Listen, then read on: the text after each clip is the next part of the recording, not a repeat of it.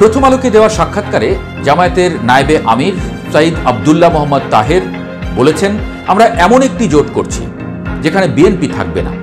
এমন বক্তব্যকে অনেকটা আনুষ্ঠানিক ঘোষণা হিসেবেই দেখছেন বোদ্ধারা। অর্থাৎ তারা আসন্ন নির্বাচনে আর ছোট ভাই হিসেবে থাকতে চায় না।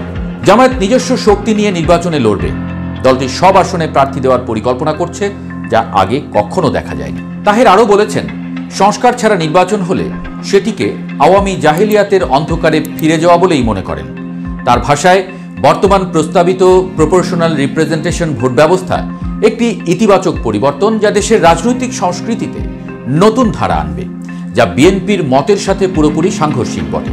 তারা মনে করছেন, সরাসরি ভোটে জয় না পেলেও প্রপোর্শনাল রিপ্রেজেন্টেশন চালু হলে সংসদে উল্লেখযোগ্য আসন জামায়াত পেতে পারে।